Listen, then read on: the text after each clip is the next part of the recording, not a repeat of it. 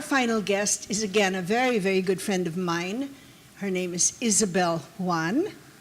Many of you will remember her as Isabel Reyes because she was a teacher here. She taught many of my classmates how to add and subtract, multiply and divide. She was Miss Reyes at that time. So she now lives still in New York and in Chicago, which is where I met her. And now at the beautiful age of 81, she's back doing what she does naturally, and that's being one of the most effective fundraisers I've ever run across. I'd like you all to meet Isabel Juan. Welcome. Tell us a little bit how you like teaching here, Isabel. Well, I started teaching when I was right out of college. Yes? And I must have been like 20 years old. And I taught high school math in Marinol, and that was a really very fun years for me. I was teaching for 2 years before I decided it was time to go to the United States for graduate work. So you taught in high school in Marinol? I taught the high school math, and I loved those students. They were so much fun. But at the same time that I was teaching, I decided, well, maybe I should also get my master's. So at the same time, so I was getting my master's in education in Ateneo. And during that time, I met Father Bulatao, who happened to be my uncle's classmate in college, and he was very interested in what I was doing. And then finally, I decided, okay, I go to the States and I'll get my master's in psychology, because Father Bulatao wanted me to do this. Well, wasn't he a psychologist? Yes. Well, yeah, right. So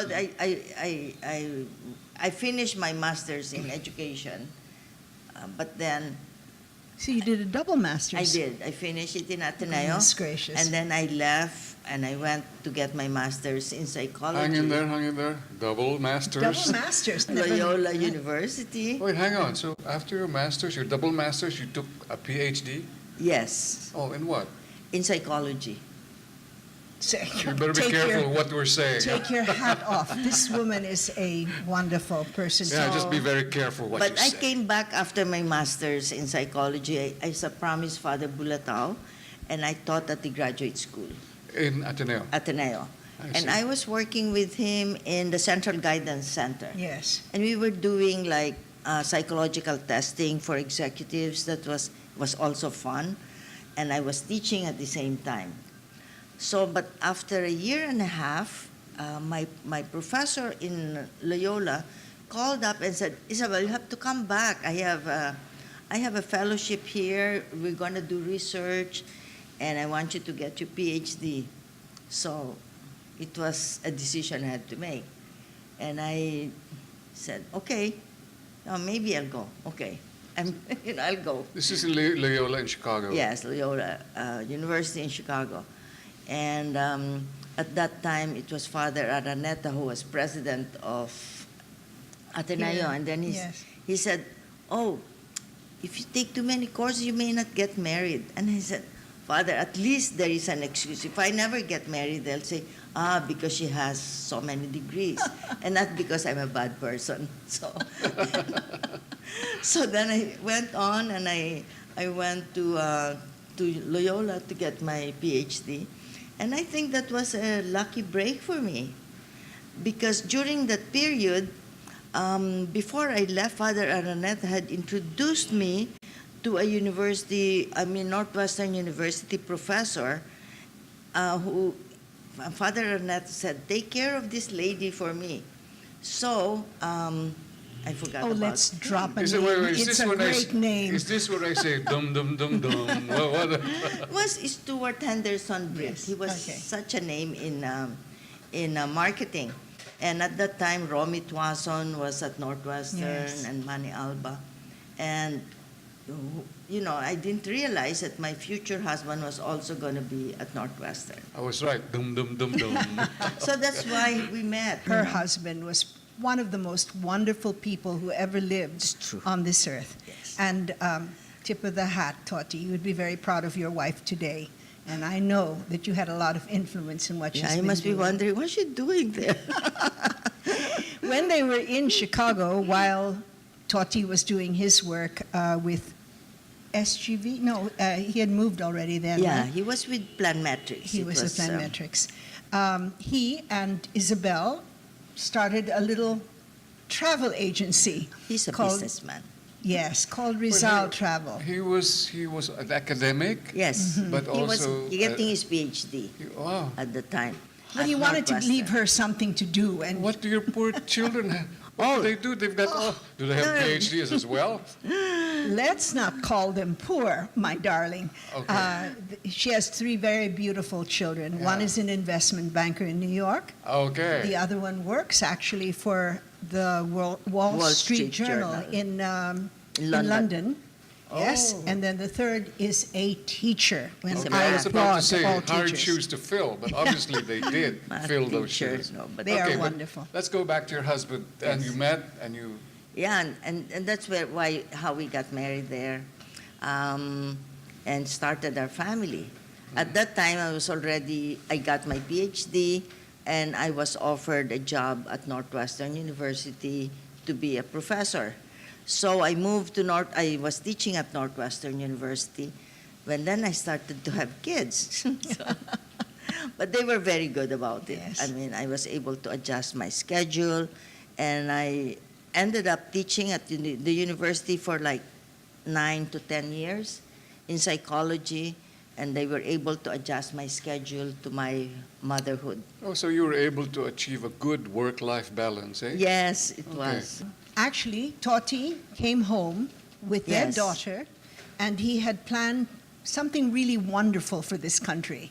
Yes, he really wanted to give back to the Philippines, but there was the revolution. I mean, there was martial law, and we couldn't come back. That's why we stayed in the United States. I had already sent all my books to Ateneo because Father Bu wanted me to be the dean of the school when I came back. So I sent everything because I was going back. But then martial law came, and they said, don't go. And by the way, when they were in Chicago, Isabel was also the gatekeeper at Northwestern University, as she advised many of the young Filipinos who came seeking entrance to, I was going to say Wharton, and I didn't want to say that, No. to Kellogg's. So this is the den mother of all of you out there, Well. and I think you remain very good friends with most of them, if not all Yes, of them, yeah? very much. Those were very happy years because